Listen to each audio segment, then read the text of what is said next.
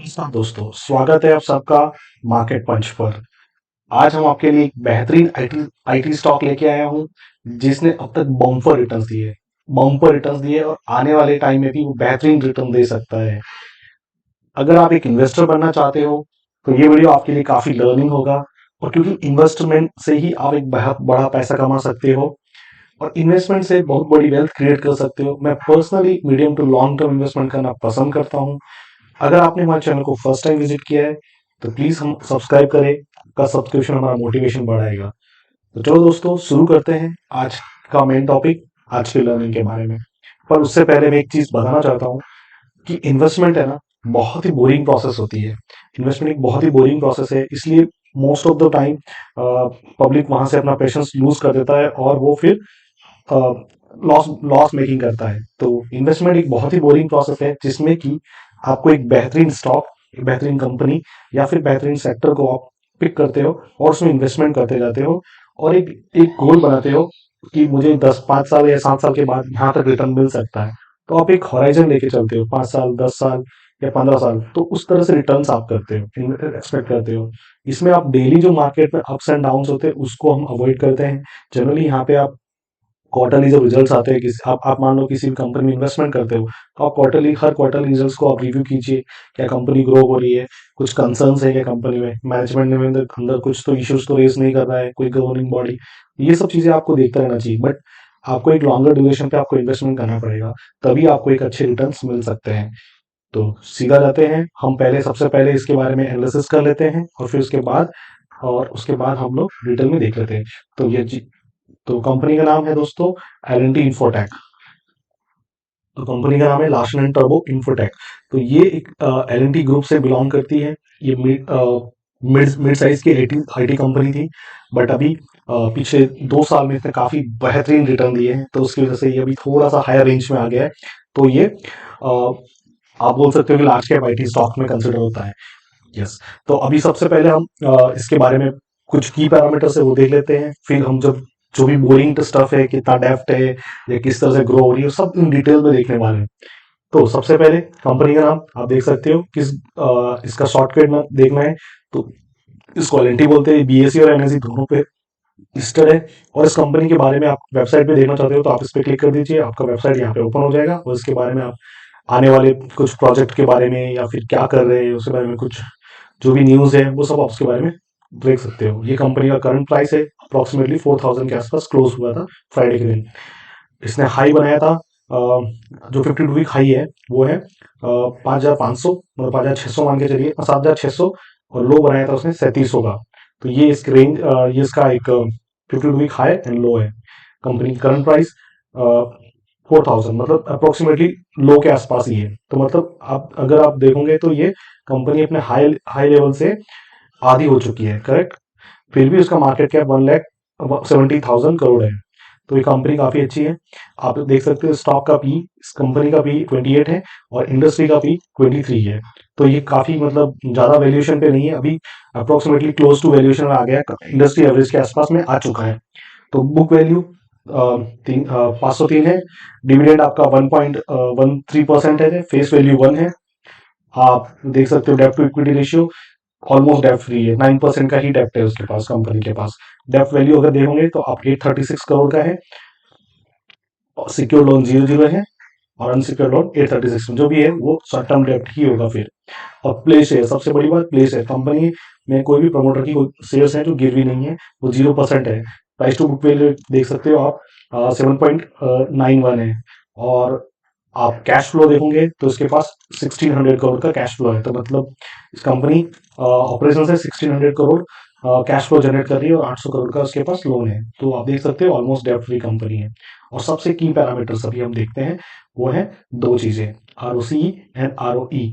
अगर ROE, return on equity, 28% है, मतलब जितना कंपनी का इक्विटी है उस पर 28% ग्रो कर रहा है। अगर हम डेप्ट को भी कंसिडर करें तो 35% ग्रो कर रहा है। तो रिटर्न ऑन कैपिटल एम्प्लॉयड, तो उसके हिसाब से आपका ये है। तो कंपनी, जब भी कोई कंपनी तो 20% से ऊपर आरओई या आरओसी होता है तो कंपनी बेहतरीन मानी जाती है कि काफी अच्छा परफॉर्म कर रही है। अगर आपको कंपनी के बारे में देखना है कि कंपनी के क्लाइंट्स क्या है तो आप इसके बारे में पढ़ सकते हो यहाँ पे कि क्या करती है। ये आपको IT services like application development वगैरह सब चीजें प्रोवाइड करती है। आईटी के जितने भी सॉल्यूशंस होते हैं प्रोवाइड करती है। और अगर आप रेवेन्यू ब्रेकडाउन देखना चाहो तो बैंकिंग से इनका बात 30% आता है, इंश्योरेंस से 16%, मैन्युफैक्चरिंग 16%, इस तरह से आता है। अगर आप देखना चाहो तो क्लाउड में भी काम करती है जो कि नेक्स्ट जेन है, एनालिटिक्स एंड एआई जो फ्यूचर है, इन दोनों में से भी इनका आ रहा है रिवेन्यू।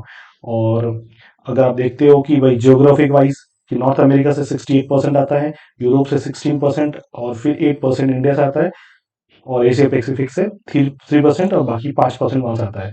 और सबसे बड़ी बात क्लाइंट प्रोफाइल, क्यों एक जबरदस्त कंपनी और क्यों इतना ग्रो कर रही है, तो इसके बारे में अगर आप देखना चाहोगे तो जो उसके पास 450 क्लाइंट्स है उसमें से 70 जो क्लाइंट है फॉर्चून 500 के क्लाइंट्स है। तो आप सोच सकते हो फॉर्चून 500 मतलब बेहतरीन कंपनीज, वर्ल्ड की बेहतरीन कंपनीज, 500 कंपनीज, उनमें से 70 क्लाइंट इनके क्लाइंट्स है। तो आप देख सकते हो कितनी अच्छी कंपनी है। और एल ग्रुप की है तो यहाँ पे कोई कॉर्पोरेट लोन के कुछ ज़्यादा इश्यूज नहीं मिलेंगे आपको, कभी मिलेंगे ही नहीं इस कंपनी में, आज तक तो मैंने तो नहीं देखा है। बट हाँ, ये फाइनेंस पार्टनर देखना चाहो तो माइक्रोसॉफ्ट, ऑरेकल, इन सब ये इनके पार्टनर्स हैं। अभी हम थोड़ा स्पीड बढ़ा लेते हैं, फटाफट कवर करें, थोड़ा थोड़ा सा स्पीड बढ़ा लेते हैं। तो अगर आप इनके साथ पीयर कंपैरिजन करना चाहो तो टीसीएस, इन्फी इनके पीयर कंपैरिजन है।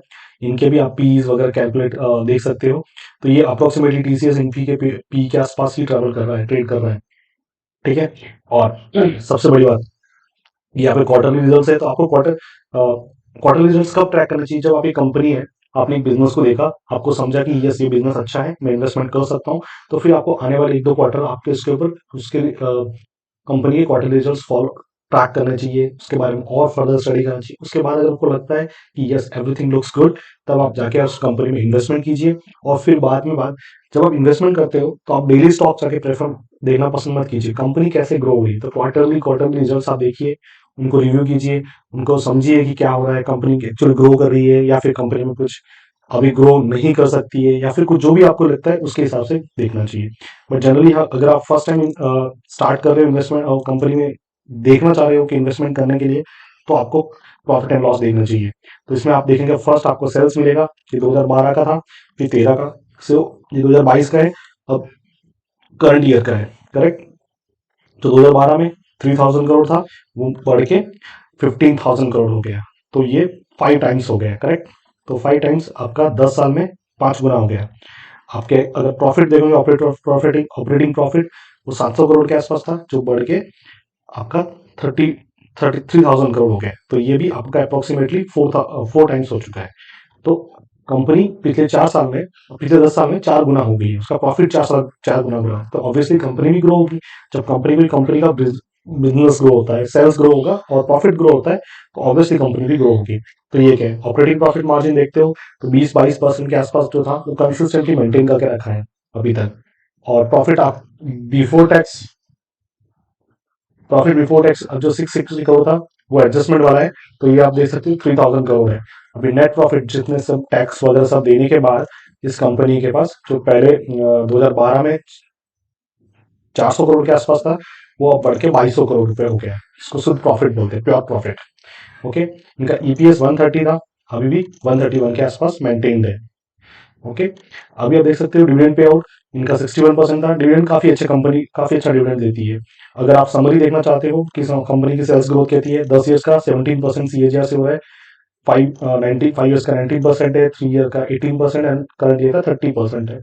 प्रॉफिट ग्रोथ देखोगे तो 19% के आसपास है, जो भी 1915 ये इसका ग्रोथ है। अगर आप स्टॉक प्राइस देखोगे तो 38% 5 साल का एंड 3 ईयर्स का 36%, और एक साल से सारी आईटी कंपनी नेगेटिव रिटर्न दे रही है, तो उसमें कोई पूरा सेक्टर में ही इम्पैक्ट है। Return on equity 34%, 31%, 29% and 29%। तो आप देख सकते हो आरओई भी काफी अच्छा है। अगर आप बैलेंस शीट पढ़ना चाहते हो उसके बारे में, तो आप देखना चाहते हो कंपनी के रिजर्व्स, जो पहले 1000 करोड़ के थे कंपनी में 2012 में, वो अब बढ़ के 8700 करोड़ के रिजर्व्स है, तो 8800 करोड़ के आसपास है। तो 8 टाइम्स रिजर्व्स ग्रो हुए। अगर आप बोरिंग देखते हो कंपनी ने कितना लोन लिया है, तो पहले आपका 300 करोड़ के आसपास था, जो बीच में एकदम पूरा नील हो गया था, फिर लिया, और फिर अभी मैनेजेबल में 800 करोड़ का है ओनली, करेक्ट। तो कंपनी का आपके पास इतने बड़े रिजर्व्स है, तो इतना सा लोन तो कंपनी अपने बिजनेस कुछ क्विक डिसीजन के लिए लेती रहती है। कैश फ्लो भी देखोगे तो पहले ये 3,336 करोड़ का था, वो बीच में बढ़ के आपका 1600, 1700, 2400 तक हुआ, अभी भी 1600 करोड़ का है। सबसे इंपॉर्टेंट कि यस, शेयर होल्डिंग पैटर्न्स कितना है, तो प्रमोटर्स देखेंगे तो प्रमोटर में कौन कौन है, एल एन टी जो जो कैपिटल गुड वाली कंपनी है, इसकी पेरेंट कंपनी है, तो इसके पास 74% का स्टेक है कंपनी के पास, और कंसिस्टेंसली। और एफ आई एस में देखोगे 7% है, जो बीच में बढ़ के 13% के आसपास हो गया था, अभी 8% के आसपास। एफ आई एस बहुत ज्यादा हैवी सेलिंग कर रहे हैं, आपने वो देखा ही होगा। डीआईएस का लगभग कांस्टेंट है, जो बीच में कम हो गया था, फिर से अभी ग्रो पिछले 2 क्वार्टर्स में इन्होंने बढ़ाना स्टार्ट कर दिया है, तो अभी 8% के आसपास है। गवर्नमेंट के पास भी थोड़ा सा स्टेक है, और पब्लिक के पास बाकी का बचा हुआ 9% है। तो ये तो हुआ कि प्रमोटर वाइज, यस, प्रमोटर के पास काफी अच्छी 74% के आसपास होल्डिंग है, गुड। आप cash operating cash flow 5 star है, कंपनी ने बहुत बड़ा ग्रोथ दिया है। आप बोरोइंग देखते हो, मैंने बहुत ही मैनेजेबल है, नेग्लिजिबल है। रिजर्व्स काफी अच्छे हैं कंपनी के पास। कंपनी का आरओई, आरओसी काफी अच्छा है, प्रॉफिट ग्रोथ अच्छी है। ऑपरेटिंग प्रॉफिट मार्जिन 20% के आसपास है, हेल्दी है। और कंपनी का जो पीई है, वो इंडस्ट्री पीई के एकदम क्लोज में है, तो इतना भी ज्यादा महंगा वैल्यूएशन पे नहीं मिल रहा है पीई के हिसाब से, अगर आप देखते हो तो। बट हाँ, जो भी कंपनी 7,000, मतलब 8,000 करोड़, 7,000 पे थी, टॉप से लेके अभी आधा हो चुका है, तो उसके हिसाब से सारे इसके वैल्यूएशन एडजस्ट हो चुके हैं। बट हाँ, अभी देखते हैं कि क्या कंपनी अच्छा कर सकती है क्या नहीं। अभी आपको पूरा सेक्टर देखना है, एज ए पूरा सेक्टर क्या कर रहा है, आईटी सेक्टर काफी डाउन चल रहा है, करेक्ट। काफी सारे रशिया वगैरह वॉर से, इन्फ्लेशन की वजह से, इन सब की वजह से काफी डाउन है, करेक्ट। और रिसेशन का जो न्यूज आ रहा है, क्योंकि इनका आईटी कंपनीज का ज्यादातर रिवेन्यूज अमेरिका से आता है, करेक्ट, नॉर्दर्न अमेरिका से। तो वहां से क्या हो रहा है कि वहां पे रिसेशन का खतरा है, तो जैसे ही वो रिसेशन की न्यूज डाइजेस्ट हो जाती है, कि मान लो अभी न्यूज आती है कि रिसेशन नहीं आएगा, या फिर सब कुछ इज आउट हो गया, इन्फ्लेशन एकदम कंट्रोल में आ गया, जिस टाइम कंट्रोल में आएगा तब आप ये कंपनीज के बारे में देख सकते हो, क्योंकि रुपीज आपका वीक हो रहा है। अभी जो पहले 70 रुपीज था, और अभी 80 रुपीज तक पहुंच गया है, $1 की प्राइस, करेक्ट।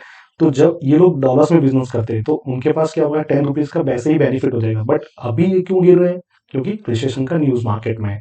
तो वहां पे रिसेशन आएगा तो इन कंपनीज के अंदर फर्क पड़ेगा, स्पेंडिंग कम हो जाएगी, तो ऑब्वियसली इनके ऑर्डर बुक है जो ग्रो होना कम हो जाएगा। तो अभी देखते हैं कि चार्ट्स पे कैसे दिख रहा है। अगर आप चार्ट पे देखना चाहो तो 5 ईयर्स 10 ईयर्स का चार्ट इस तरह से दिख रहा है, कि काफी टाइम देखोगे, अगर आप देखोगे 2018 से लेके भी 2020 तक, ये अप्रोक्सीमेटली उसी रेंज के आसपास रहा था, 2000 की प्राइस के आसपास, करेक्ट। उसके बाद ऊपर नहीं जा रहा था, फिर डीप आया कोविड का, एंड देन फिर ग्रो हुआ, और एकदम 8,000 तक जाके मतलब 5,000 तक, 4,000 तक गया, फिर हॉल्ट किया, देन ऊपर गया। तो अगर अभी आप देख सकते हो, जो 4,000 के आसपास जो हॉल्ट किया था लास्ट टाइम, वहीं पे आके ये रुका हुआ है, और वहां पे मार्केट स्पेंडिंग कर रहा है और टाइम स्पेंड कर रहा है। तो अभी देखना इंटरेस्टिंग होगा किस तरह से ग्रोथ है। अगर आप टेक्निकली थोड़ा देखना चाहते हो, तो मैं इस पे आ गया हूँ, trading.com पे। अभी आप देख सकते हो कैंडलस्टिक के चार्ट के हिसाब से। तो अगर आप थोड़ा हिस्ट्री देखना चाहोगे इसका चार्ट का, तो आप देख सकते हो कि ये इस तरह से यहाँ पे एक रेंज ब्रेकडाउन हुआ, ब्रेकआउट साइड हुआ, यहाँ पे एक रेंज बनाया था मार्केट ने, ये 2021 की बात है। और फिर उसके बाद जो ब्रेकआउट हुआ, तो उसने काफी बड़ा रिटर्न दिया था, मतलब ऑलमोस्ट 70-80% रिटर्न दिया, और फिर वहां से नीचे आया, और ये नीचे जाके अभी एक रेंज, राइट रेंज में आ चुका है। अगर आप देखते हो तो ये रेड लाइन जो है, जो ये रेड लाइन दिख रही है, ये 20 मूविंग की लाइन है, तो 20 मूविंग एवरेज के आसपास पड़ा हुआ है, और ये आपका 200 डीएम है।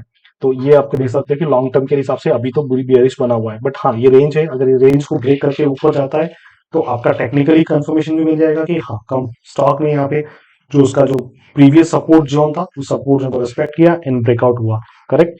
तो इस कंपनी में अगर अगर अभी आप इन्वेस्टमेंट के मौके देखोगे, तो आपको हो सकता है कि आपको कुछ टाइम वेट करना पड़े। तो अभी आप बेटर ही है कि आप ये कर सकते हो कि स्टॉक में अभी आप उसको एक बार ब्रेकआउट होने दीजिए, मार्केट में जो रिसेशन की न्यूज है उसको डाइजेस्ट होने दीजिए। अगर वो न्यूज नहीं आती है, तो फिर सारे आईटी कंपनीज आपके पास एकदम अच्छे रिटर्न देंगे, तब आप इस कंपनीज को देख सकते हो। दूसरी बात, अ, जब भी आप कोई इन्वेस्टमेंट करते हो, तो आप ये मेक श्योर कीजिए कि आप एक साथ इन्वेस्टमेंट ना करें, पार्ट्स में इन्वेस्टमेंट करें।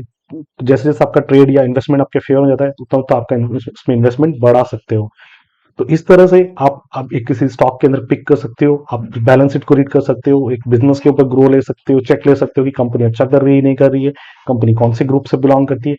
इस तरह से मल्टीपल जब चीजें आप कंफर्म करोगे, और प्लस टेक्निकली आप उसको डाउन देखोगे ब्रेकआउट पे, तो आपको हो सकता है कि अच्छे रिटर्न्स मिल सकते हैं। आशा करता हूँ दोस्तों आपको हमारी लर्निंग वाला वीडियो पसंद आया होगा। इसी तरह से आप एनालिसिस कर सकते हो और अपने लिए एक बेहतरीन स्टॉक चूज कर सकते हो। ये स्टॉक कोई ये एल&टी इन्फोटेक हमको रिकमेंडेशन नहीं दे रहे, बट आपको इस तरह से एनालिसिस करके एक अच्छे स्टॉक्स पिक कर सकते हो। थैंक यू दोस्तों।